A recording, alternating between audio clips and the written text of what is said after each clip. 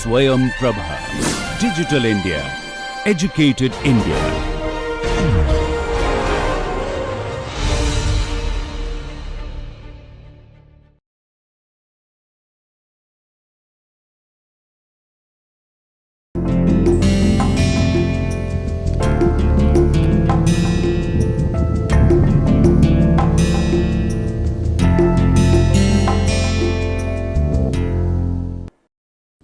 So, in the last class we had talked in detail about how to develop complex models, and what we will be doing today in the this specific class is essentially a follow-up on that, and we will be actually talking more about specifics, constructing actual models and also solving those.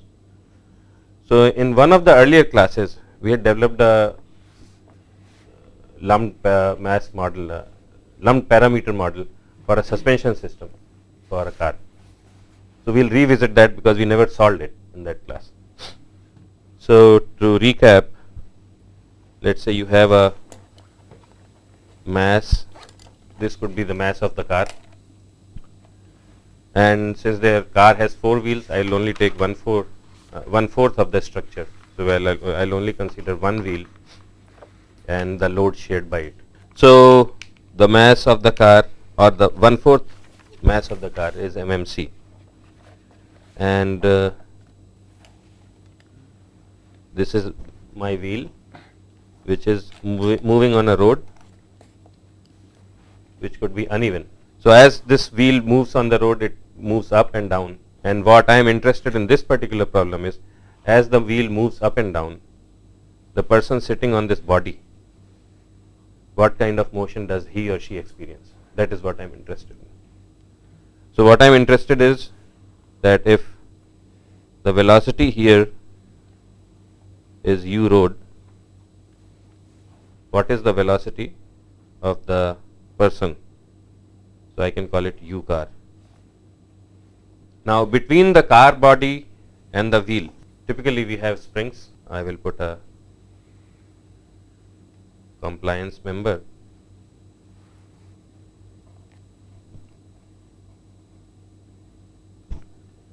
and also we have sometimes dashpots which damp the vibrations.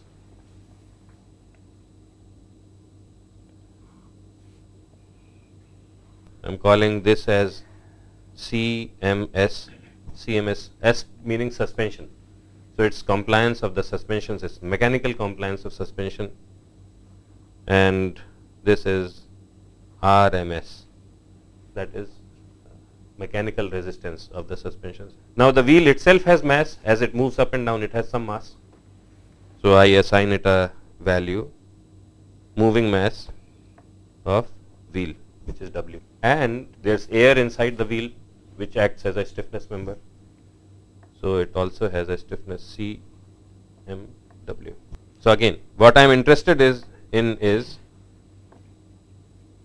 if there is an input motion because of the unevenness of the road, which is u road, then what is the motion which is going to be experienced by the person sitting inside the car?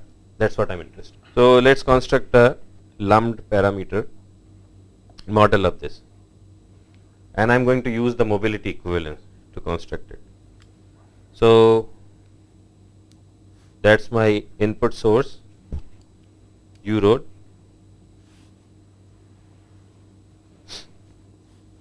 and I have 2 masses, and in mobility equivalence we always ground the mass. So, my first mass is this, it is mmw, and this is my second mass, which is mass of the car, or 1/4 of the car mass. So, it is mmc, and I am going to ground both of these.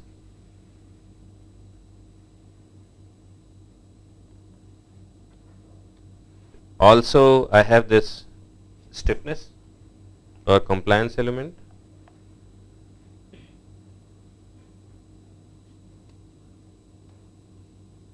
CMW, and then I have suspension stiffness and suspension damping, both are in parallel. So, I put them in parallel.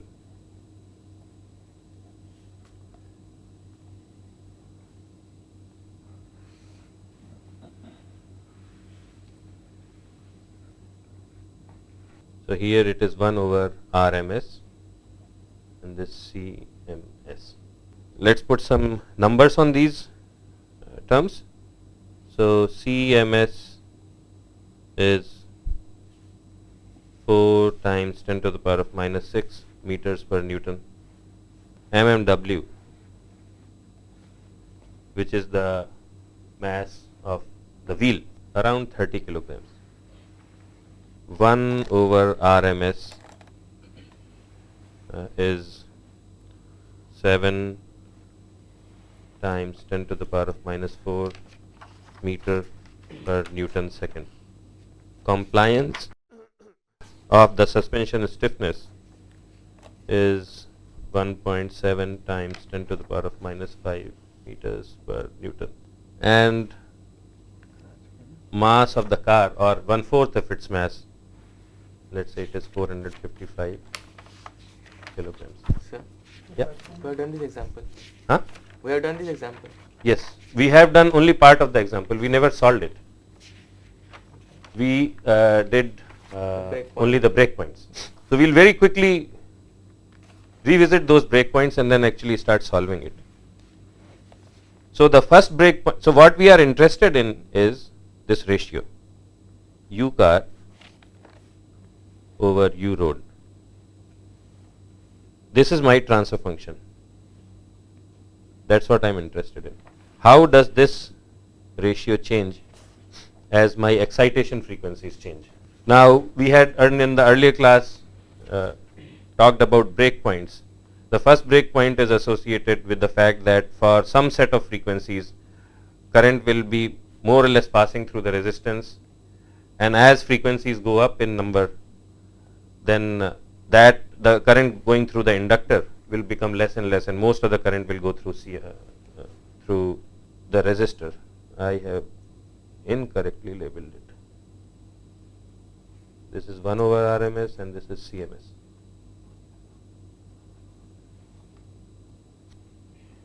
Okay. The other breakpoint is associated with this loop versus current going through the other loop. Very quickly, we call this loop 1, we call this loop 2, and also we assign another variable here, which is the voltage difference across these 2 points, and we call it U wheel. Remember, velocity of the wheel, which is essentially velocity of this point, is not necessarily identical to the velocity here. So we consider loop 2, and in loop 2 I have this parallel circuit.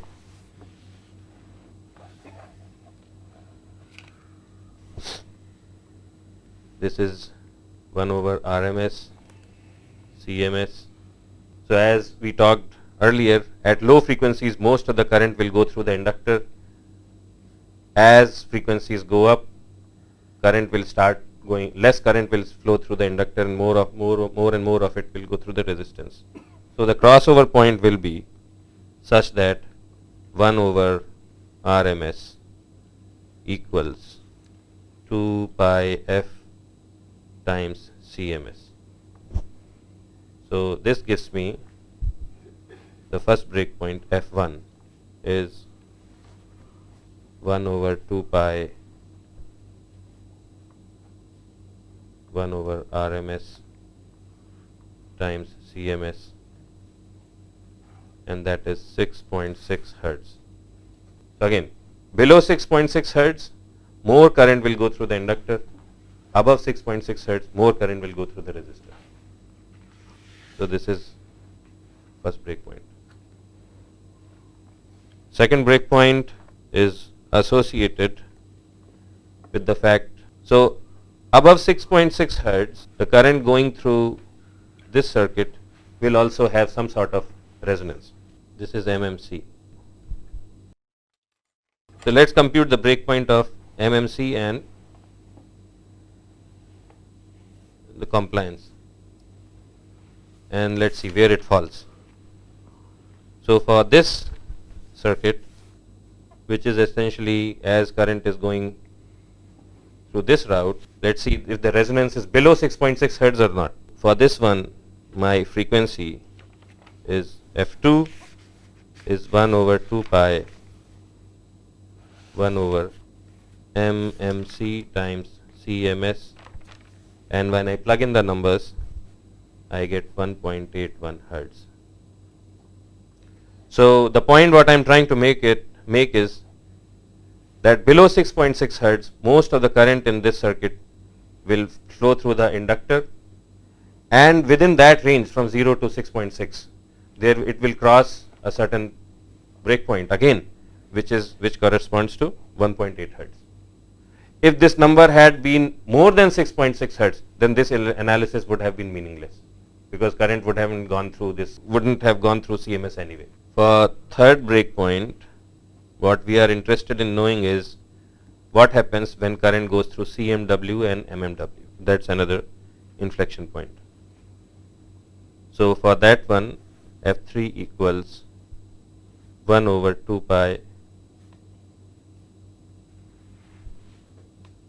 CMW times MMW, and that gives me 14.5 hertz.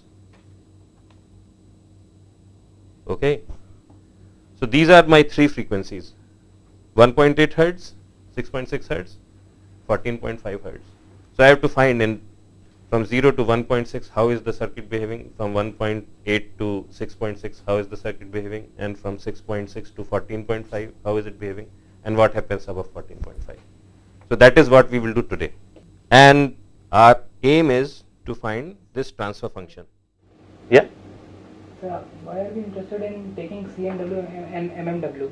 We should have considered, because current has to pass through CMW, so we should have considered the MMW branch or the rest of the branch. So instead of considering CMW and resonance between CMW and MMW, we should have considered between MMW and rest of the branch. So we will see that how it becomes. Just hold on. So you will see that. Anyway, CMW has CMW will be in the circuit regardless. Yes, sir. Right. So we have to consider this and this branch. Yes. So just hold on to your thought. So you will see the relevance. So what we are interested in is this ratio. So U car over U road equals U car over U wheel times U wheel over U road. So what we will do is, in general, our approach will be, we will find how this transfer function is changing with respect to frequency and how this transfer function is changing with respect to frequency. We will construct board plots for both of these two transfer functions, and then we will add them up, and then we will get the total transfer. And in this context, the value, you will see the importance of 14 points. Okay, we will see later in detail. So what we will start with is U car over U wheel, this ratio. So again, U car, so to make it clear, this is my U car. So U car over U wheel, in that context, what we are interested in is essentially loop 2. Whatever happens on loop 1 does not have a bearing on how the ratio U wheel over U car or U car over U wheel will get impacted. Now, the reason why we are doing all this is that if you don't have a computer and you don't have to solve very complicated equations, then you can get reasonably good board plots using this approach. You break the circuit in small pieces and analyze them piece by piece. Given that we have a lot of computers, we have software tools which you can make all these circuits and the software tools, and the software will solve for complex quantities very quickly. But to get a physical insight as to what is happening, that's why we are doing. So to get my U car over U wheel,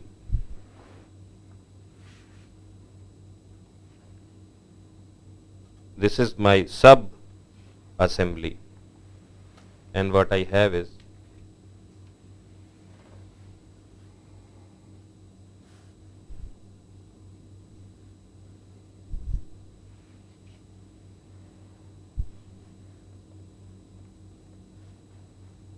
MMC, this is C suspension stiffness, and that's my damping term. Okay. So switching screens. So this is my U car, and that's my U wheel. So let's see what happens above A if my frequency exceeds 6.6 hertz. If my frequency is above 6.6 hertz, if it is less than 6.6 hertz,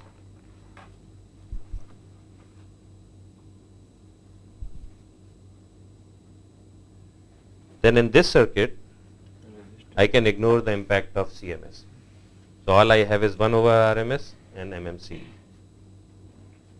So then my distilled down circuit becomes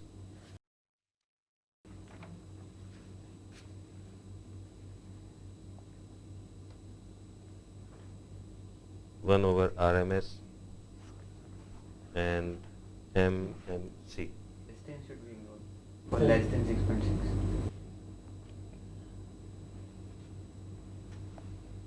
CMS. Yep, this is U wheel, and that's my U car.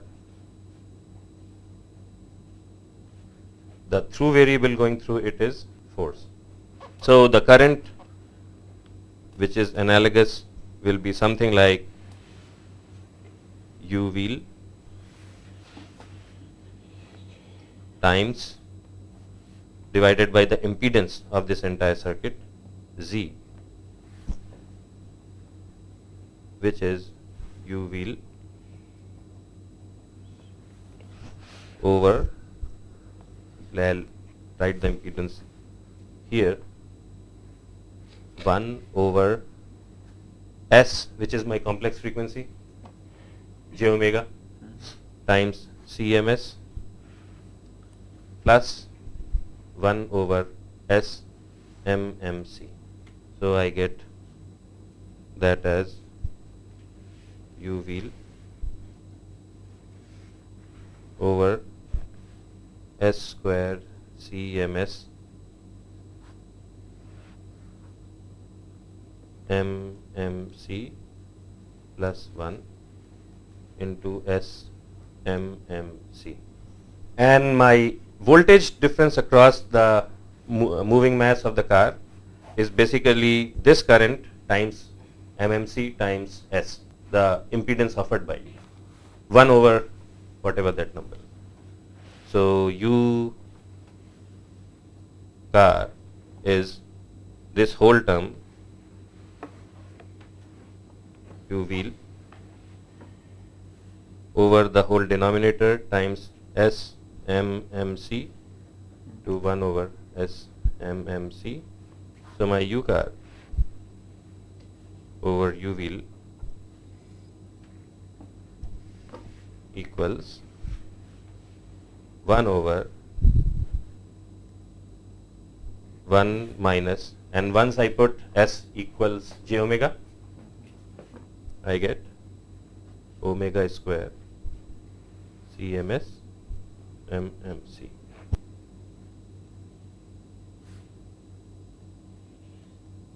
So this is for frequencies less than 6.6. So now I make a plot of it. I'll construct a board plot, and a board plot has two parts: low frequency asymptote and high frequency asymptote.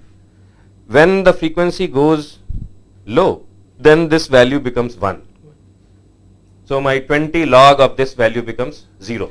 When this frequency becomes very high, I get a negative slope of how many dBs? 40 dBs, because there's an omega square. If it was just omega times some number, it would have been a 20 decibel negative slope, but I'll get a minus 40 dB slope.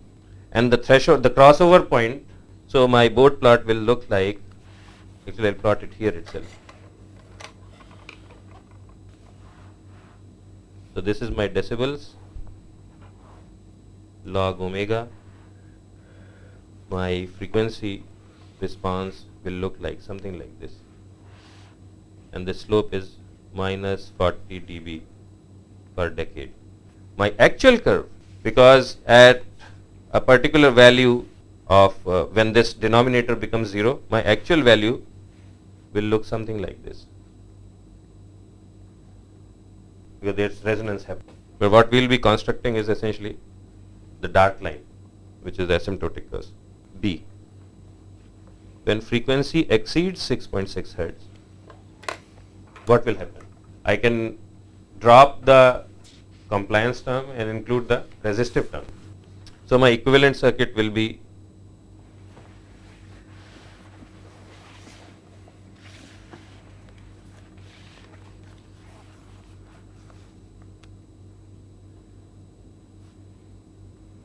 this will be my equivalent circuit.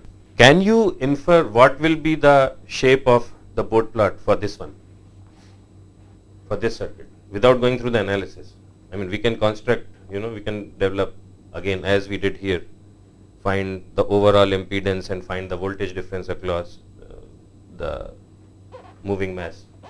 But just based on whatever we did here, if I have an inductor and a capacitor in series, I get a minus 40 dB slope.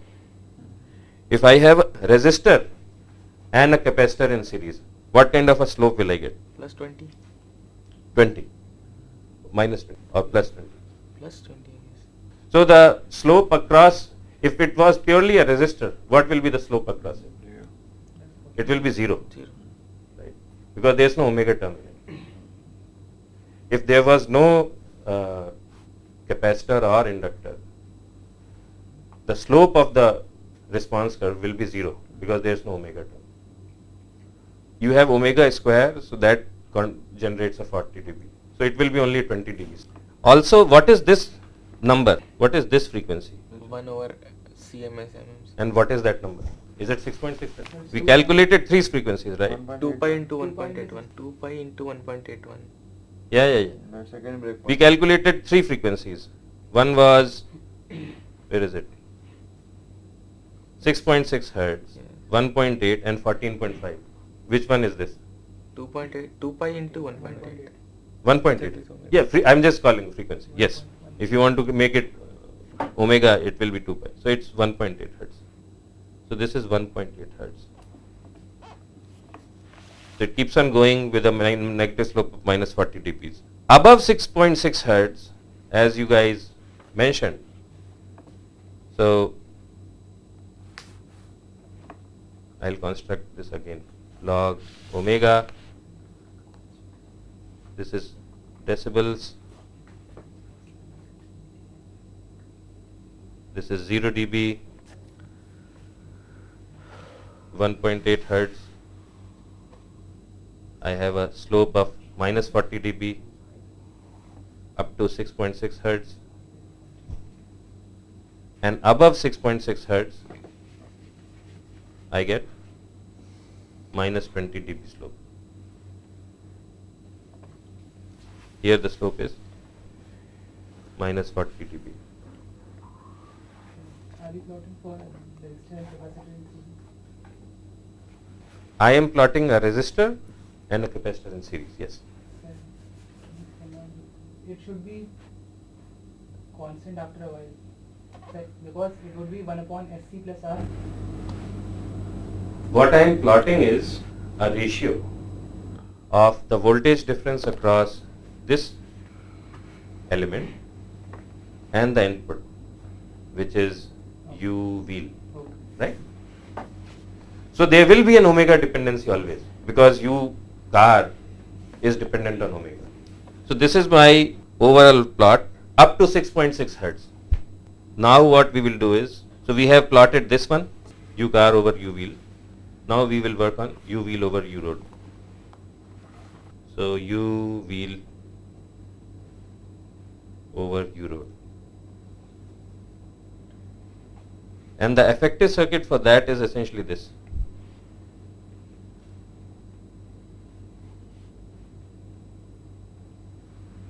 So this is U road. That is mass of the car, mass of the wheel, CMW, MMW.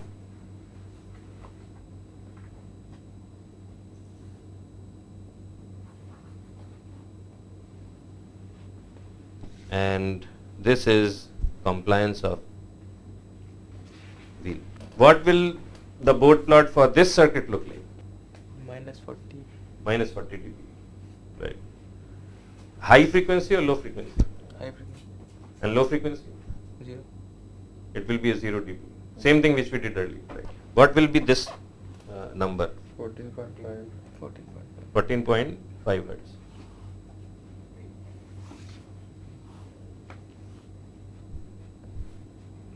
This is my decibel scale. I'm plotting log of omega on this one. This is 0 dB. Slope is minus 40 decibel per decade. The actual curve may look something like this, because at resonance the denominator goes to 0. So this is U wheel over U road. So I have a plot for U wheel over U road, and I have a plot for U car over UW, U wheel. So all I have to do is now just add these two up. So my final plot looks something like this.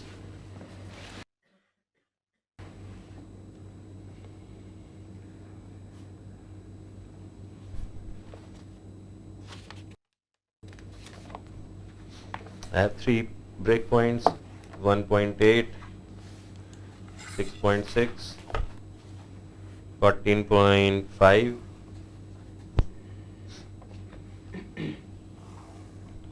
I have initially a flat line at 0 dB.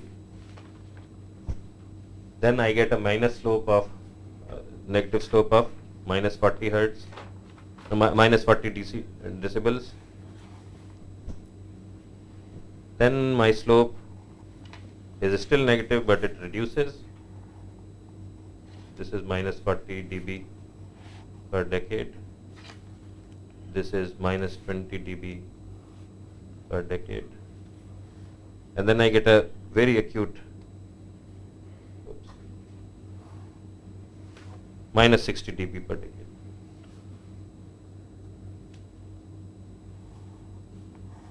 So what this picture is showing is that given the parameters which we had listed earlier in the mechanical circuit, first thing is that you have virtually no attenuation at very low frequency. It's all 0 dB. Whatever is going in is being experienced by the passenger. And as frequencies go up, you start seeing attenuation, and that attenuation starts very rapidly increasing after this 14.5 hertz. That's what you see. So you have to pick the right amount of damping, the right amount of stiffness as you are designing.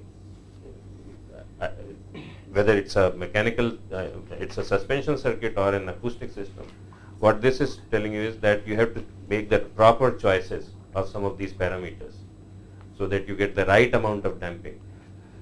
It also tells you is that if the frequency of input signals, which is essentially coming from the road, is in this region, let's say your road is such that most of the frequencies are coming from 0 to 1.8 hertz, then the suspension is doing not much. Right? So depending on the road conditions, you have to construct, you have to develop or identify the right parameters of your suspension stiffness and suspension damping numbers. That's what you say. So whatever, you have to understand the topography, and based on that you construct the right damping. Another thing you should think about is that, and this will help you understand, is that suppose you are driving, suppose this road, this is perfectly flat road, but in real conditions it is doing this, right? and your car is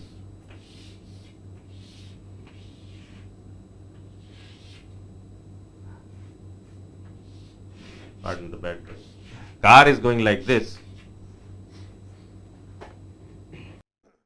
The car is seeing the same amount of vibrations, whether it is going at slow speeds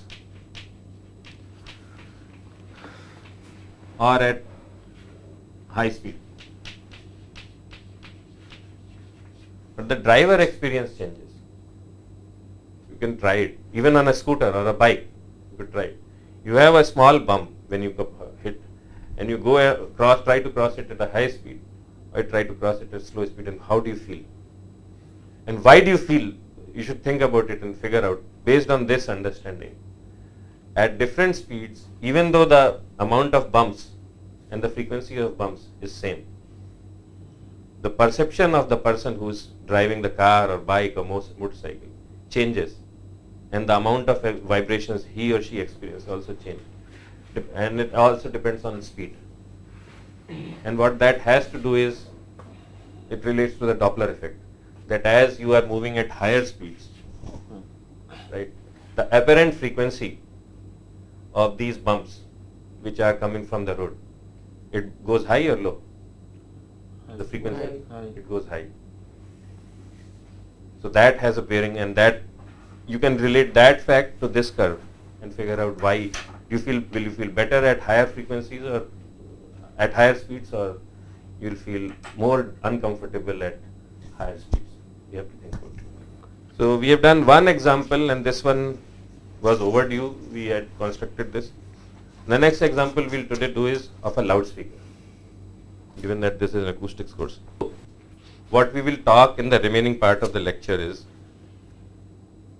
model of the speaker, and we'll also try to, hopefully we'll try to finish this solving it today itself, at least one model of the speaker. So what you are seeing here is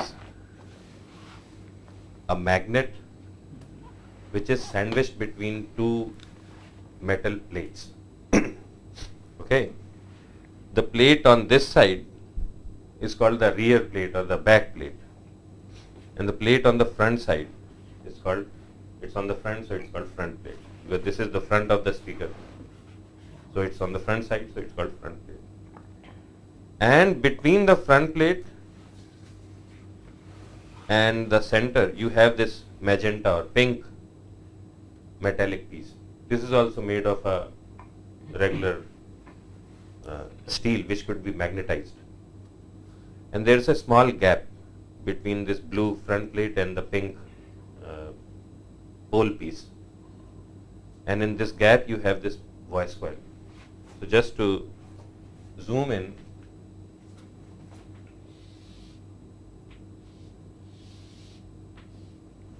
you have front plate,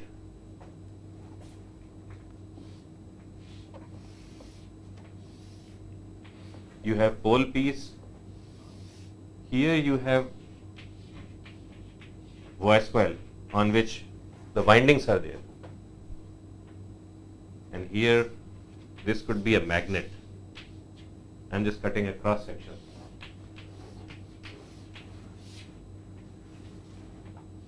And this is your back plate,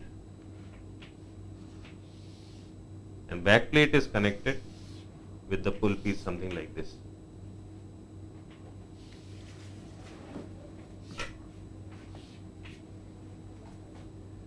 So the way magnetic circuit works is this is magnet. It acts like a battery. So you have magnetic flux lines going here. Then they can also go in air, but air is much more resistive, so they don't go there. They get bent. They come here. They cut the voice coil conductor. They come here. Like that. This is how the circuit completes. So it's analogous to like an electrical circuit. This gap, people try to minimize this gap as little as possible, because the more gap you have, the impedance to the magnetic lines will be higher and higher. So typically this gap between the voice coil and this is about half a millimeter to account for tolerances and other things also. Also you have gap on this side. So you have gap on front of the voice coil, and also this gap is there.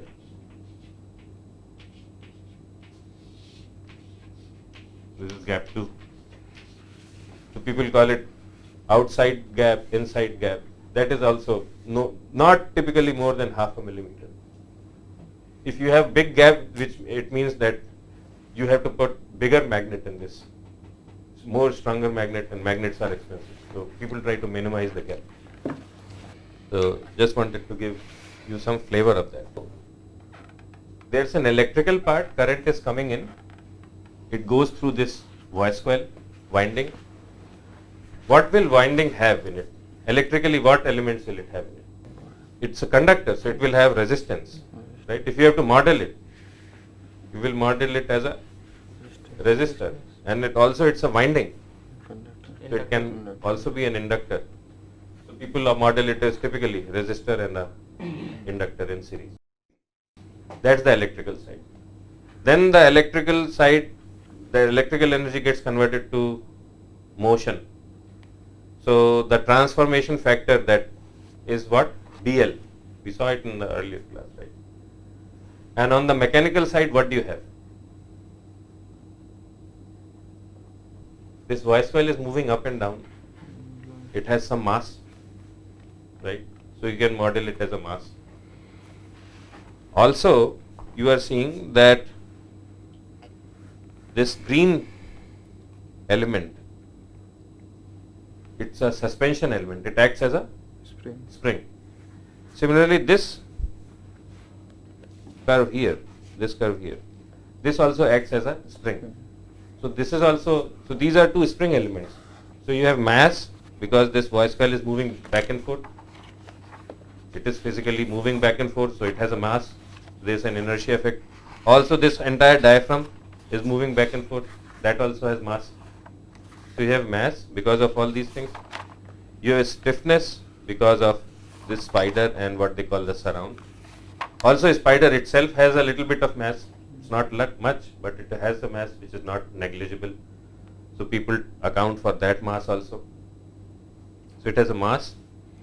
It has a spring element in it. And then also anything, any mechanical thing moves. Piece of paper, rubber, metal, does not, once you strike it, it vibrates for a while and then it damps down, because there is always internally damping in it. So people put damping elements also. So on the electrical side there is resistor and inductor. On the mechanical side there is, you have to think physically how I am going to model it. There's literally there's mass, there's spring, and there's damping. And then this whole speaker could be mounted in an infinite baffle or in a tube or whatever. So once we go to the acoustic side, what do we put? Radiation, impedance, because that speaker is going to radiate energy out into free field, and that generates radiation impedance. So based on that physical understanding of the system, we will construct a lumped parameter system, model of a, we call it speaker. So my input energy is voltage. I can measure it, 14 volts, 10 volts, whatever. It goes through an, this is the electrical element, electrical side of the story. So I call it LE, electrical inductance, and this is RE, electrical resistance.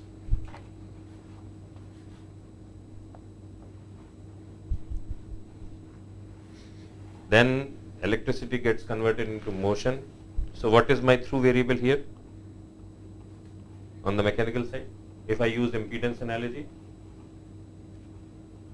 voltage corresponds to velocity, right? U, and the through variable is force. Turn ratio is BL is to 1. B is magnetic flux density. L is what? Length of Length of what? this conductor. This Which conductor? this The total voice The coil. total length of total the length of coil. wire. The total length of all these wires. It could be in several meters. There's a springiness in it that I represent by mechanical compliance Cm. There's mechanical mass mm, and there's damping.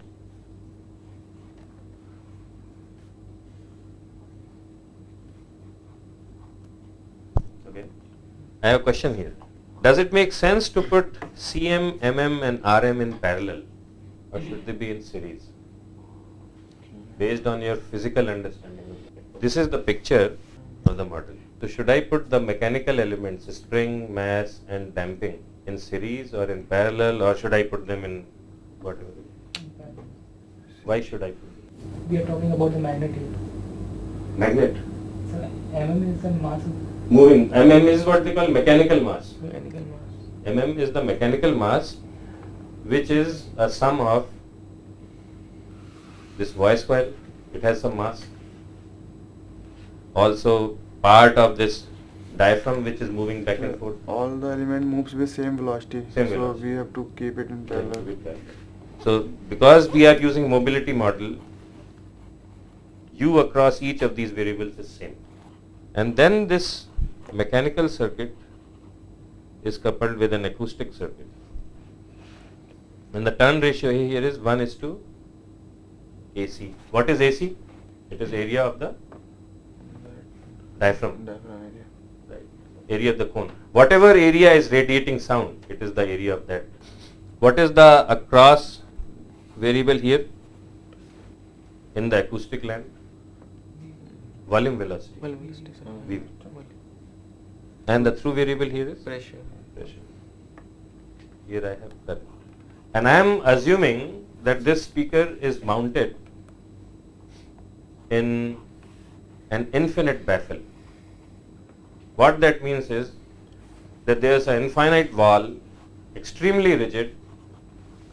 There is a small hole in it, and there is a speaker mounted in it, and it's firing sound on one side. On the other side, there is vacuum. That is what I mean. So for that, from standard texts, the radiation impedance is, I have to put an acoustic mass here, and then I have to put an acoustic resistor. Whatever is the energy dissipated across the acoustic resistor is something I will be listening to. So what we are interested in is VO, which is the voltage across this acoustic resistor. So given a value of V, what is the value of V naught? That is what I am interested in. So the transfer function which I am interested in is HS equals V naught over V. This is what I am trying to find.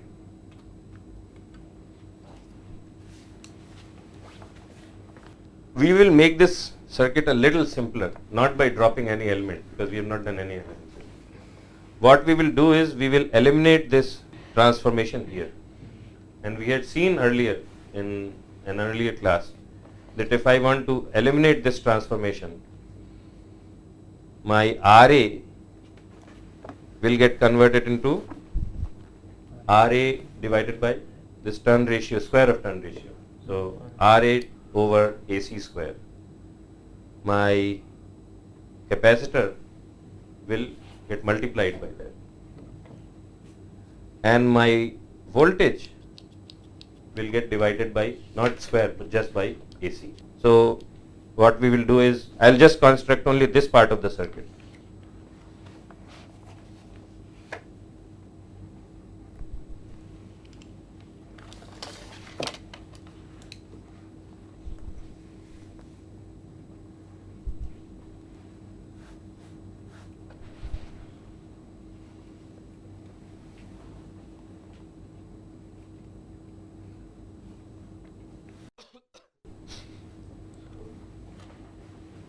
So this is MA times AC square.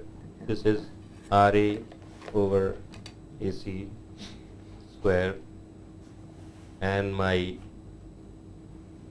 voltage will become V naught prime, which is basically V naught over AC. And this part of the circuit is same.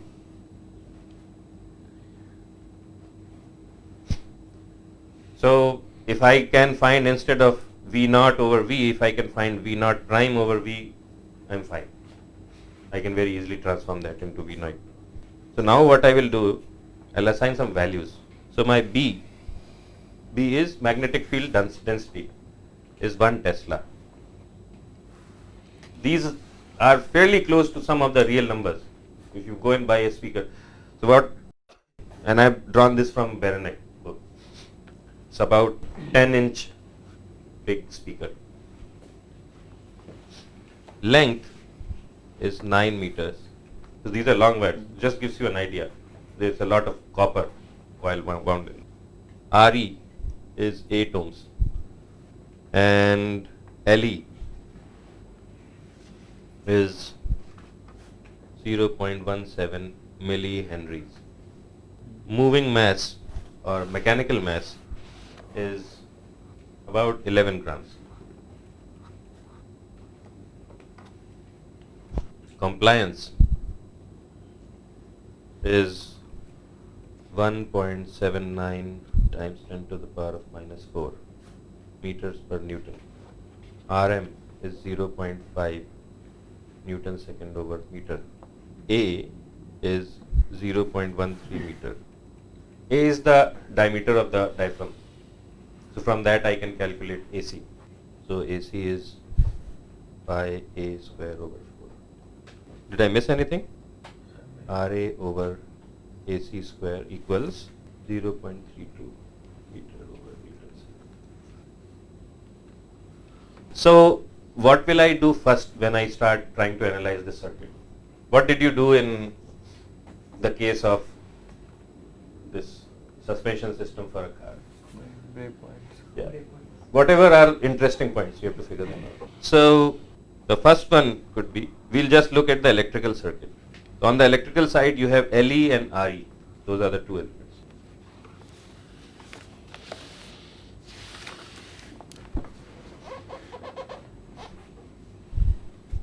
So there will be a certain threshold above which inductive part of the impedance will become significantly larger compared to the resistive part. So above that threshold, I can only consider inductor in the electrical part. Below that threshold, I can only consider resistor, as a very general, a gross approximation. So that, what is the threshold? So that threshold will be when RE equals 2 pi FE LE, right? From here I get my FE equals 1820 Hertz. So above 1820 Hertz in my circuit analysis, I'll be okay as a first level of approximation if I can drop the resistor. Below that, I'll have to consider the resistor and ignore, I can ignore inductor. Second one is acoustic circuit.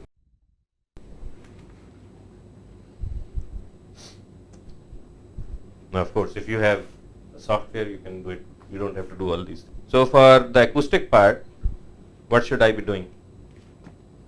This is the acoustic thing. You have a capacitor and a resistance. So I'll do the same thing there. RA equals 1 over 2 pi FA times MA. This gives me FA equals 1 over 2 pi MA RA equals 717 Hertz. So I started with the easy part. There are very few elements here, there are very few elements here, I finished those. Now we'll look at the middle one. The middle elements are, what are there in the mechanical? You have a compliance, you have stiffness, that is stiffness, you have mass, and you have a dashpot, right? If my transducer is in vacuum, again abstraction, the role of RA and MA will be 0, right? The mechanical mass, acoustic part, I can ignore that, right? So if my system is in vacuum, the mechanical part will resonate in such a way that it has two elements, mass and spring, right? So natural frequency in vacuum is mechanical. In vacuum, basically my F vacuum will be 1 over 2 pi K over M. K is 1 over compliance, so it is mm times cm is 115 hertz. What this physically means is that if I place my speaker in a vacuum and I strike it, it will resonate at 115 hertz.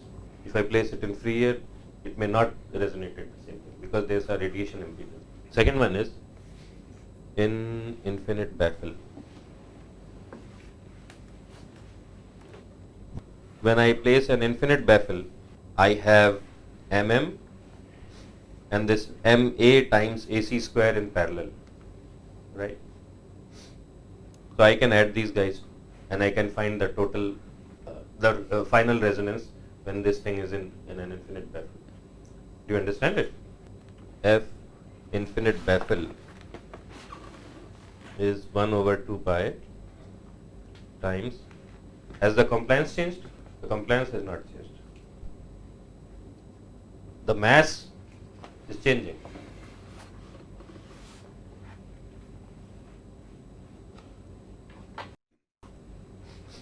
Does everyone understand why is AC square here? Right. Because we eliminated the transformer. So this brings down my resonance to 89 hertz. It's a significant difference. The air in the system is acting as a mass, and that brings down the resonance from 115 to about 90 hertz. That's a very significant change in frequency. So you cannot ignore the impact, role of radiation impedance. This is one. Third one, this again. So this is my actual condition. If I place my speaker in a hand or I place it on a table, then what frequency it's going to resonate? Natural frequency, will it resonate at F vacuum, F infinite baffle, or at some other number? Natural frequency? Maybe. Forget the table. I mean, I can put it in hand or I can hang it in air. Don't worry about table. See what you have here.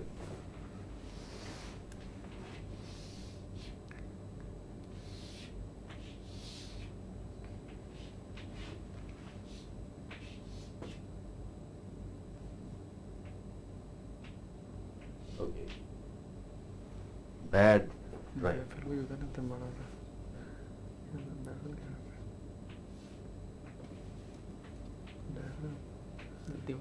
Oh.